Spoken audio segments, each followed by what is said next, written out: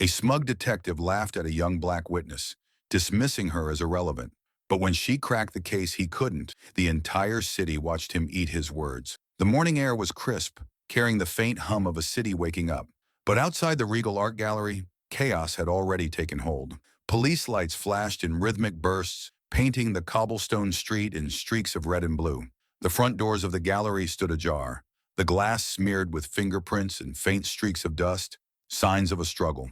Inside, the once pristine space was in shambles. Priceless paintings had vanished from the walls, their empty frames tilted at odd angles, while shattered glass cases littered the floor. A guard lay on a stretcher near the entrance, his head wrapped in bandages, his face pale as paramedics wheeled him toward an ambulance. He muttered something incoherent, his voice drowned by the sirens. The air inside the gallery was heavy, thick with tension and the metallic tang of blood from a small gash left on the marble floor. Detective Richard Miller stepped inside, his polished shoes clicking against the hard surface.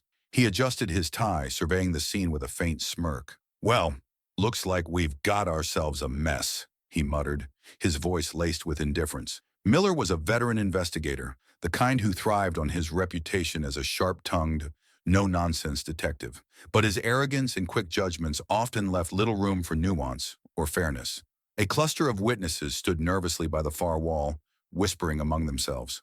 Miller glanced at them, his sharp eyes narrowing. He waved his hand dismissively.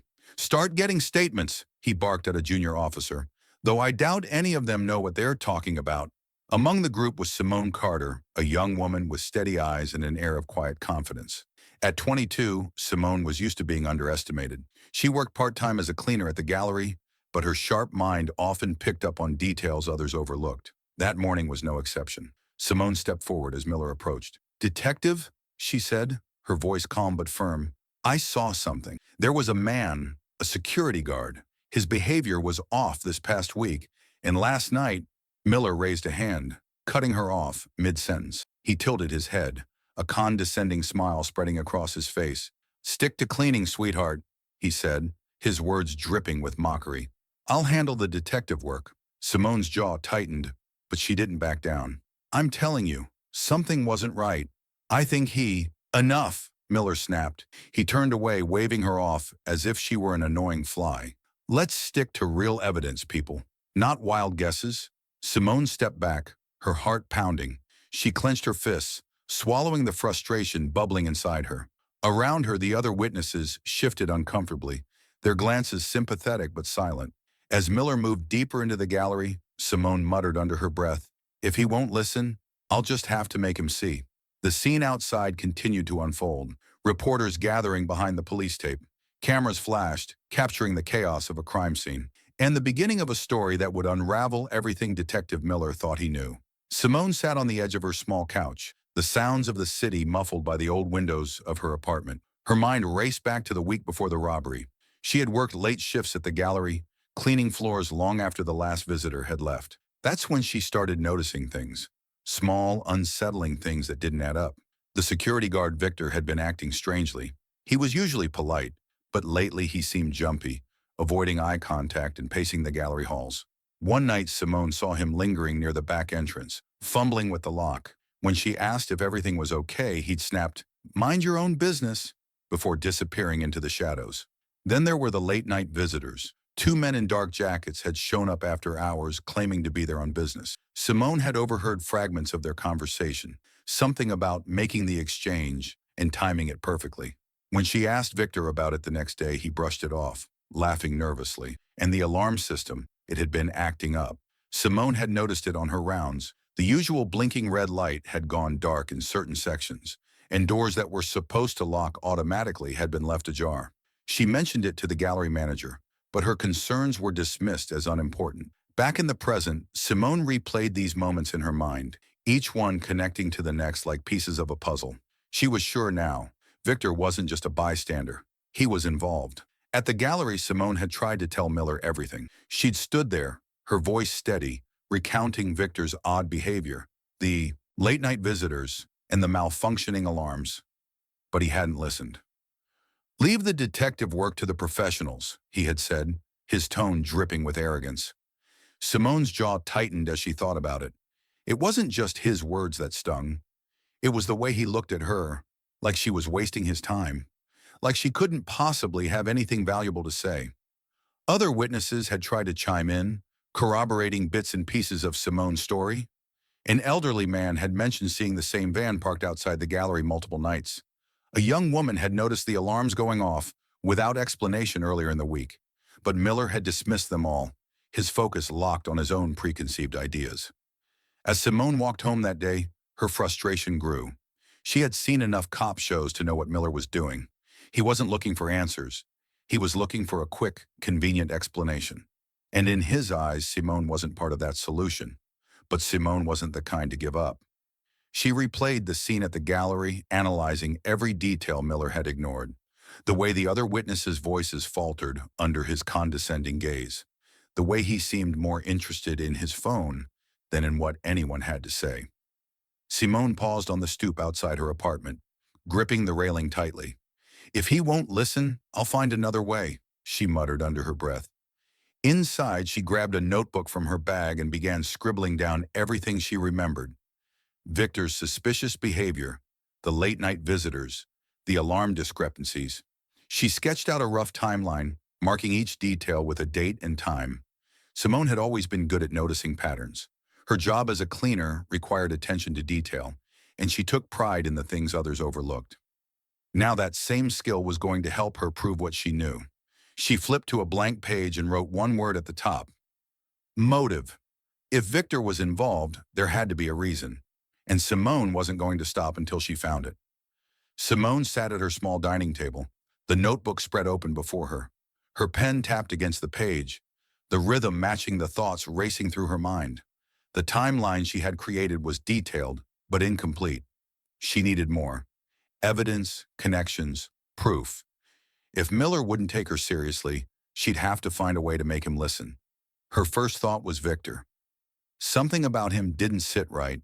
His nervous behavior, the late-night visitors, and his dismissive attitude all pointed to a larger story. But how could she prove it? Simone chewed her lip, staring at her notes. Then it hit her. The gallery wasn't the only place with cameras. She picked up her phone and dialed her cousin Malik. A tech whiz with a knack for problem-solving, Malik was the kind of person who could find answers where others saw dead ends. "Hey, cuz," Malik's voice came through, casual and upbeat. "What's up?" Simone wasted no time. "Malik, I need your help. It's about the robbery at the gallery. You heard about it, right?" "Of course," he replied, his tone growing serious. "Why? What do you know?" Simone quickly explained what she'd observed, Victor's suspicious actions, the late-night visitors, and the broken alarms. Malik listened intently, occasionally muttering under his breath. "All right," he said finally. "You're saying there might have been a van involved? If it was parked nearby, there's a good chance the city cameras picked it up. Give me a sec." The sound of typing filled the line as Malik worked his magic. Simone's heart raced as she waited. Minutes felt like hours until Malik spoke again. "Got it," he said. "There's a white van on the street outside the gallery 3 nights in a row before the robbery. Same plates every time. Looks like it was parked near the alley entrance. I'll send you the screenshots." Simone's phone buzzed with a series of images. The van was plain, unmarked, but the consistency of its presence was undeniable. "This is it," Simone said, more to herself than Malik. "I'm not done yet," Malik said. "Let me cross-check the plates. Give me a little time." Simone thanked him and ended the call, her mind already spinning with possibilities. The van wasn't just a lead, it was a thread that could unravel everything. The next day, Simone took her investigation further. She visited the neighborhood around the gallery, asking subtle questions about Victor. Most people were reluctant to talk, but one shopkeeper let something slip. "Victor," the man said, his voice low. "He's got a bit of a reputation, owes money to some dangerous people. I've seen him arguing with some shady guys outside the gallery late at night." Simone's heart quickened. It all made sense now. Victor's dead, the suspicious visitors, the van. He wasn't just involved, he was desperate, but Victor wasn't the only one with something to hide. Malik called back later that evening, his voice tinged with urgency. "You're not gonna believe this," he said. "The van's registered to a company that doesn't exist. Fake name, fake address. But here's the kicker. The payments for the plates came from an account linked to an art dealer named Anton Rossi.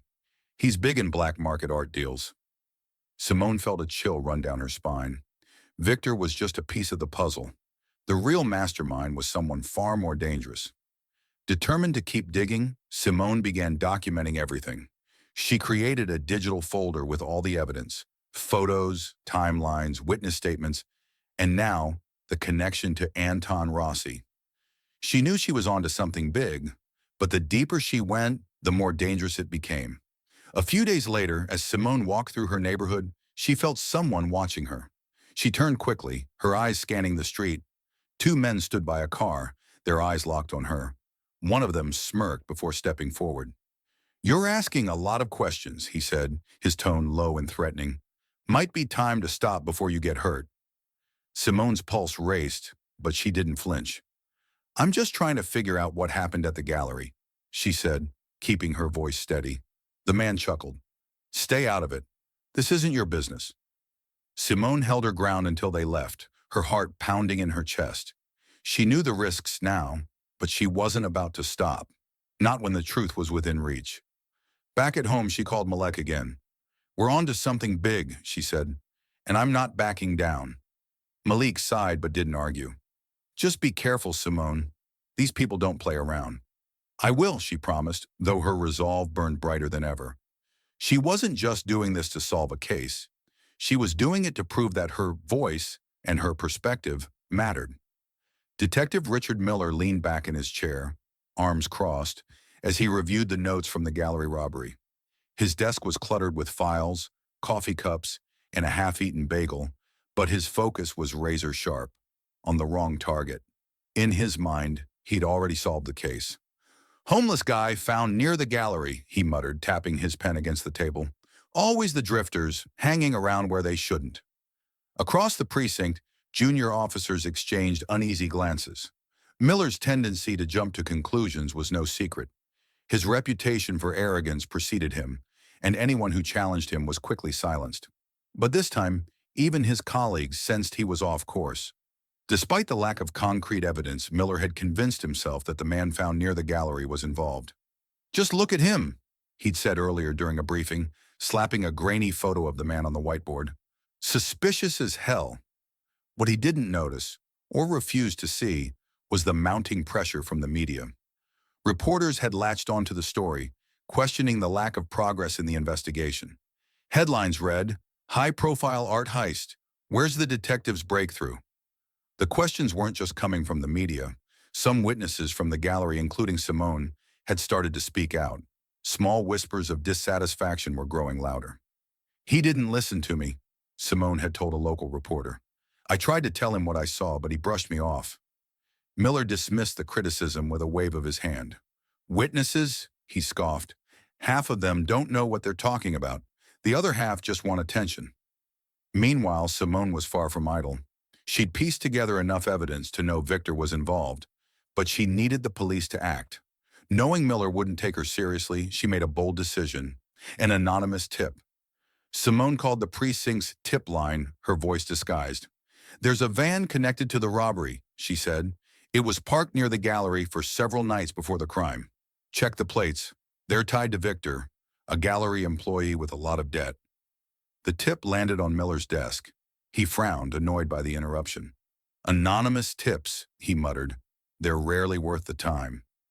But with the media breathing down his neck and his leads drying up, he reluctantly followed up. Within days, Victor was arrested.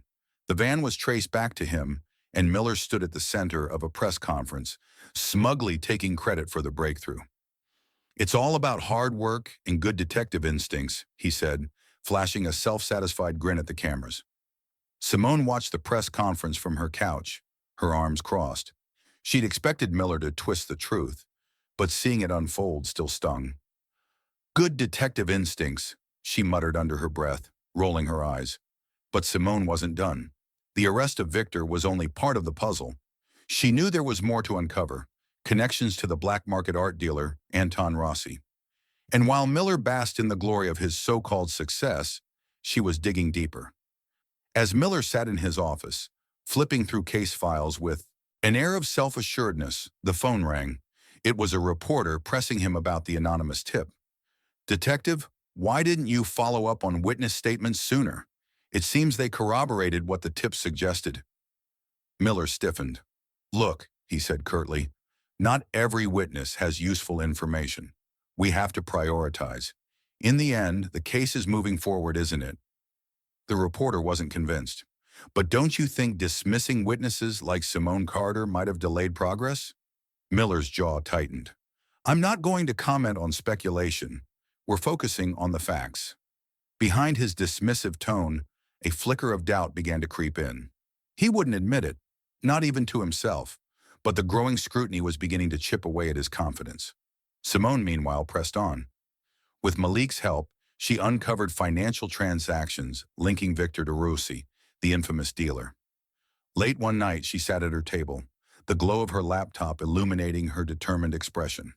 "He doesn't see it yet," she said aloud, "but this case is bigger than Victor, and when the truth comes out, Miller won't have a choice but to listen." As the precinct buzzed with activity, Miller remained oblivious to how close Simone was to unraveling the case he thought he controlled. His overconfidence had blinded him to the truth, and the truth was coming, whether he was ready for it or not. The evening air was thick with tension as Simone sat at her dining table, her eyes locked on her laptop screen. She scrolled through bank statements, digital receipts, and blurry surveillance footage, all of it connecting Victor to Anton Rusi, the notorious black market art dealer. Malik had outdone himself, pulling together a web of evidence that was damning. But the deeper she dug, the more Simone realized this wasn't just about Victor. He wasn't the mastermind. He was a pawn. "This is bigger than I thought," Simone whispered, her fingers hovering over the keyboard. Every piece of evidence pointed to Rossi orchestrating the heist, using Victor as his inside man. Payments made to Victor's account lined up perfectly with the gallery's security changes. The van linked to Rossi's network had been parked near the gallery for weeks, its movements suspiciously timed. Just as Simone was piecing it all together, her phone buzzed. Malik's name lit up the screen. "Simone, you need to hear this," he said urgently. "I found something else. Rossi's warehouse. It's not far from the gallery. I tracked shipments tied to him, and they matched descriptions of the stolen paintings." Simone's heart raced. The missing artwork could still be recovered if the police acted quickly. But there was one problem. Miller. The detective had already declared victory with Victor's arrest. His ego wouldn't let him admit the case was far from solved. Simone knew that approaching him again was risky, but she had no choice. She gathered her notes, printed the receipts and transactions, and packed everything into a neat folder. The next morning, she walked into the precinct, her steps purposeful but her nerves on edge. The buzzing noise of phones and chatter filled the room as officers moved between desks. Simone spotted Miller at his desk, leaning back in his chair with an air of overconfidence. "Detective Miller," Simone called, clutching the folder tightly. He glanced up, his expression shifting to one of irritation. "You again," he said with a sigh, sitting up straighter. "What now?" Simone set the folder on his desk with a quiet determination. "I've found something you need to see. Victor isn't the mastermind. This goes way beyond him."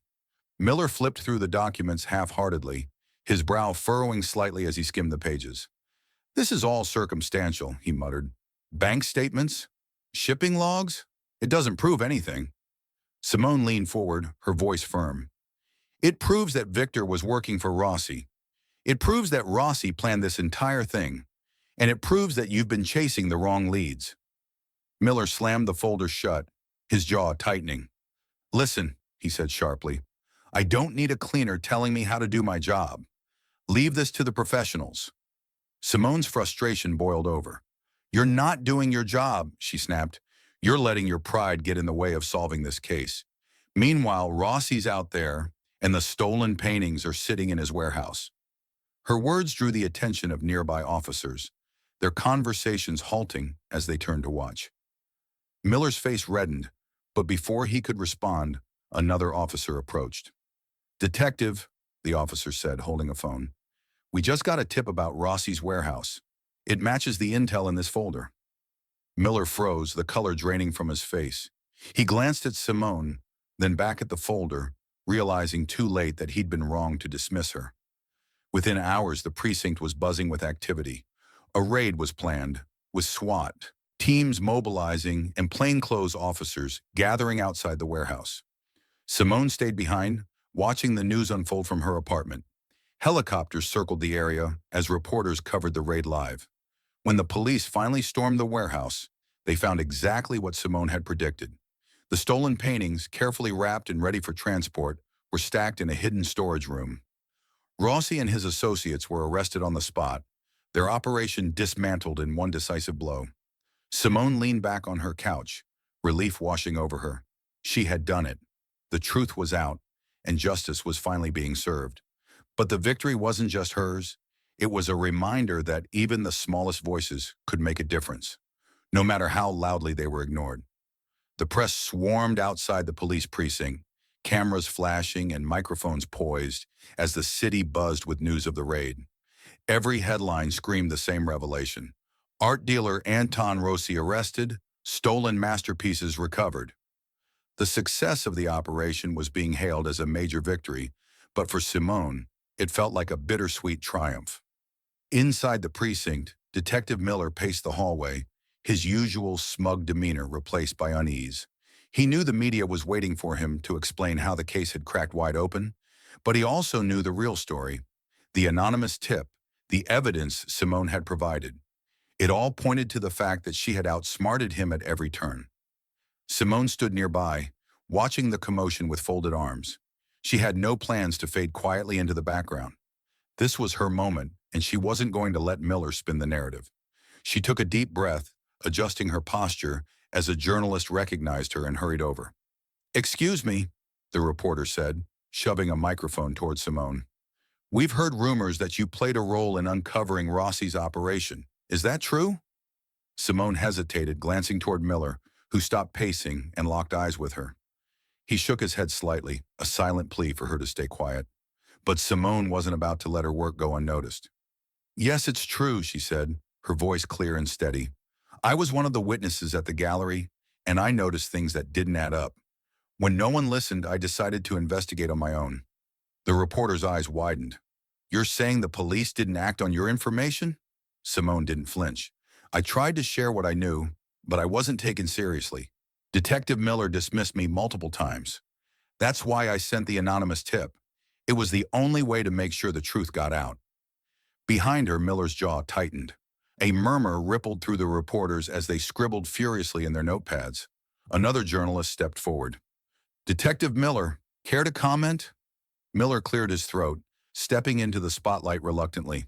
"The arrest was the result of teamwork and dedication," he began, his voice measured. "We followed every lead, including tips from the public." Simone raised an eyebrow. "I wouldn't call ignoring witnesses and dismissing evidence teamwork," she said pointedly. The reporters turned back to her, eager for more. "What do you mean?" one of them asked. Simone squared her shoulders. "I mean that people like me, people who don't fit a certain image, are often overlooked. But that doesn't mean we don't have valuable contributions to make. This case is proof of that." The crowd erupted into a flurry of questions, their attention split between Simone's bold statements and Miller's increasingly uncomfortable presence. The noise grew so loud that the precinct doors opened again, and a senior police official stepped out, his hands raised for quiet. "Ladies and gentlemen, we appreciate your interest in this case," he said, his voice firm. "The department is reviewing all aspects of the investigation, including the role of civilian contributions. For now, let's focus on the fact that justice has been served." As the official spoke, Simone caught Miller's gaze again. He looked exhausted, deflated even. But there was also something else in his expression, an acknowledgement, however reluctant, of her efforts. That evening, the press coverage shifted. News segments featured Simone's statements alongside footage of the raid. Headlines praised her determination, with stories framing her as a hero who refused to be silenced. The public response was overwhelming. Social media lit up with messages of support and outrage at how she'd been treated. "We need more people like Simone Carter," one post read. "She proved that sometimes courage matters more than a badge." By the next day, the precinct had no choice but to issue a formal statement acknowledging Simone's role in solving the case. Miller's name was still attached to the operation, but the narrative had shifted. He was no longer the celebrated lone wolf. At home, Simone watched the news coverage, her heart swelling with pride. Malik sat beside her, grinning as he scrolled through his phone. "You've got fans now," he teased. "Look at all these comments." Simone laughed softly. "It's not about fame, Malik. It's about making sure people like me don't get ignored anymore." That night, she received an unexpected visitor. Miller stood at her doorstep, his posture awkward, his usual confidence nowhere to be found. "Can we talk?" he asked, his voice low. Simone stepped aside, letting him in. They sat across from each other at her small table, the tension thick. Finally, Miller spoke. "I owe you an apology," he said. "I was wrong to dismiss you. You saw what I couldn't." Simone studied him for a moment before replying.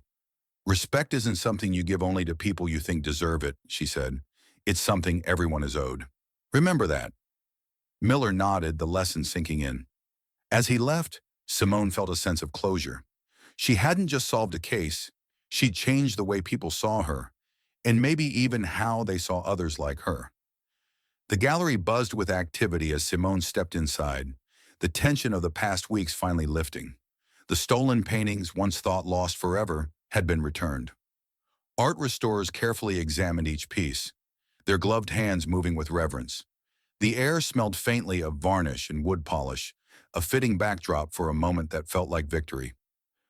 The gallery owner, a gray-haired man with a sharp suit and kind eyes, approached Simone with a warm smile.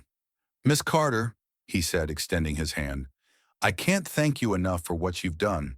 Without your determination, these masterpieces wouldn't be here today." Simone shook his hand, her grip firm but humble. "I just wanted the truth to come out," she said simply. He gestured toward the staff, who were busy restoring order to the space. "We've set aside a reward for you," he said, pulling out a check with her name on it. "It's the least we can do." Simone glanced at the amount, enough to make her eyes widen, but she gently pushed it back toward him. "I appreciate this truly, but I didn't do it for the money." She paused, her voice softening. "Maybe use it to improve the gallery's security. Make sure this doesn't happen again." The owner's respect for her deepened. "You're remarkable," he said, tucking the check into his pocket. As Simone turned to leave, applause erupted from the staff and bystanders. It wasn't the kind of applause reserved for celebrities or grand speeches. It was quieter, filled with gratitude and admiration for someone who had refused to back down. Later that afternoon, Simone found herself back at her apartment, sipping tea as she reflected on the whirlwind of events. Her phone buzzed with messages from strangers thanking her for her courage. But what meant the most were the ones from young people, especially Black women, who saw her as an inspiration. "You made them listen. You showed us we can too." The messages brought a smile to her face, but they also reminded her of the responsibility she now carried. This wasn't just about one case or one moment. It was about setting a precedent for others who felt ignored or dismissed. That evening, there was an unexpected knock at her door. Opening it, Simone found Detective Miller standing there, holding a paper bag and looking more nervous than she'd ever seen him. "I brought coffee," he said, offering the bag as if it were a peace treaty. Simone arched an eyebrow but stepped aside, letting him in. They sat at her small kitchen table, the air between them thick with unspoken words. "I've been thinking," Miller began, his voice unusually soft, "about everything, about how I handled the case, about how I treated you." He hesitated, then looked her in the eye. "I was wrong. I didn't listen because I let my ego and my biases get in the way, and for that, I'm sorry." Simone studied him, her expression unreadable. "Apologies are a start," she said after a moment, "but what really matters is what you do next." Miller nodded. "You're right. This experience, it's opened my eyes. I've got a lot to learn, and I'm willing to do the work." Simone's lips curved into a faint smile. "Good, because change isn't about one apology or one case.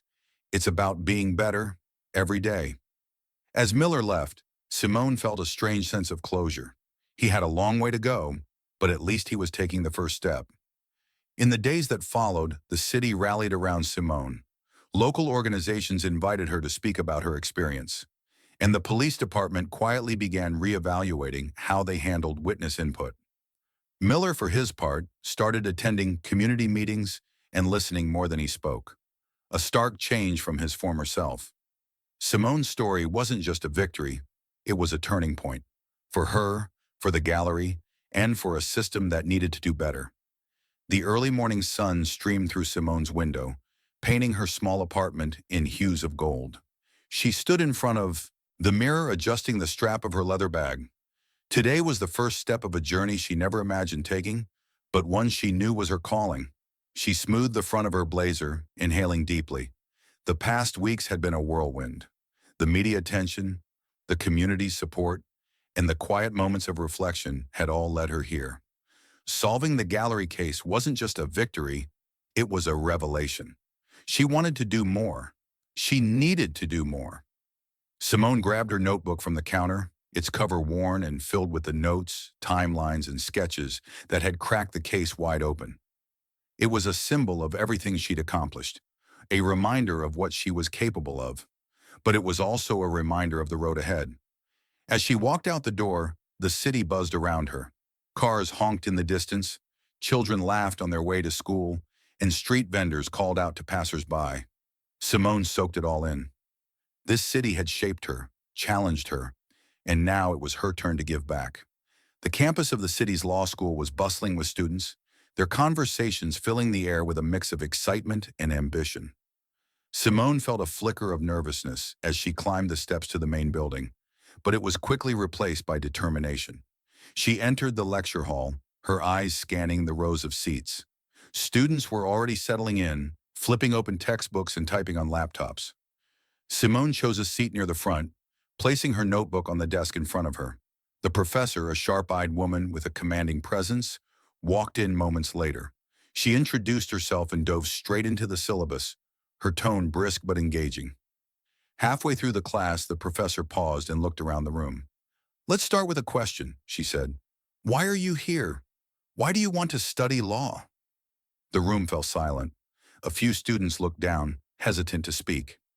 Simone's heart pounded, but she raised her hand. The professor nodded. "Go ahead." Simone stood, her voice steady despite the nerves. "I'm here because I've seen what happens when voices go unheard. I've seen what happens when people are dismissed because of how they look or where they come from. I want to change that. I want to make sure everyone is heard, because justice should belong to all of us." The room was quiet for a moment before the professor smiled. "Thank you," she said. "That's exactly the kind of passion we need in this field." Simone sat down, her cheeks warm, but a small smile played on her lips. She had meant every word. This wasn't just about a degree. It was about creating a world where no one had to fight as hard as she did to be taken seriously. As the lecture continued, Simone's mind wandered briefly to Miller. She had heard through the grapevine that he had started attending bias training sessions and community meetings. It wasn't redemption, not yet, but it was a start. Later that evening, Simone sat on a park bench, watching the sun dip below the skyline. She opened her notebook, flipping to the last page. In bold letters she wrote, "Justice for all." This was her mantra, her goal, her purpose. The case at the gallery had been the beginning, but her story was far from over. She closed the notebook, her resolve stronger than ever. The city lights twinkled as Simone walked home, her steps confident and her head held high. This was her new beginning, and she was ready to change the world, one voice at a time. Bottom of form, the mirror adjusting the strap of her leather bag. Today was the first step of a journey she never imagined taking, but one she knew was her calling. She smoothed the front of her blazer, inhaling deeply. The past weeks had been a whirlwind. The media attention, the community's support, and the quiet moments of reflection had all led her here. Solving the gallery case wasn't just a victory, it was a revelation. She wanted to do more. She needed to do more. Simone grabbed her notebook from the counter, its cover worn and filled with the notes, timelines, and sketches that had cracked the case wide open. It was a symbol of everything she'd accomplished, a reminder of what she was capable of, but it was also a reminder of the road ahead. As she walked out the door, the city buzzed around her. Cars honked in the distance, children laughed on their way to school, and street vendors called out to passers-by. Simone soaked it all in. This city had shaped her, challenged her, and now it was her turn to give back. The campus of the city's law school was bustling with students, their conversations filling the air with a mix of excitement and ambition. Simone felt a flicker of nervousness as she climbed the steps to the main building, but it was quickly replaced by determination. She entered the lecture hall, her eyes scanning the rows of seats. Students were already settling in, flipping open textbooks and typing on laptops. Simone chose a seat near the front, placing her notebook on the desk in front of her. The professor, a sharp-eyed woman with a commanding presence, walked in moments later. She introduced herself and dove straight into the syllabus, her tone brisk but engaging. Halfway through the class, the professor paused and looked around the room. "Let's start with a question," she said. "Why are you here? Why do you want to study law?" The room fell silent. A few students looked down, hesitant to speak. Simone's heart pounded, but she raised her hand. The professor nodded. "Go ahead." Simone stood, her voice steady despite the nerves. "I'm here because I've seen what happens when voices go unheard. I've seen what happens when people are dismissed because of how they look or where they come from. I want to change that. I want to make sure everyone is heard, because justice should belong to all of us." The room was quiet for a moment before the professor smiled. "Thank you," she said. "That's exactly the kind of passion we need in this field." Simone sat down, her cheeks warm, but a small smile played on her lips. She had meant every word. This wasn't just about a degree. It was about creating a world where no one had to fight as hard as she did to be taken seriously. As the lecture continued, Simone's mind wandered briefly to Miller. She had heard through the grapevine that he had started attending bias training sessions and community meetings. It wasn't redemption, not yet, but it was a start. Later that evening, Simone sat on a park bench, watching the sun dip below the skyline. She opened her notebook, flipping to the last page. In bold letters, she wrote, "Justice for all." This was her mantra, her goal, her purpose. The case at the gallery had been the beginning, but her story was far from over. She closed the notebook, her resolve stronger than ever. The city lights twinkled as Simone walked home, her steps confident and her head held high. This was her new beginning, and she was ready to change the world, one voice at a time. Bottom of form,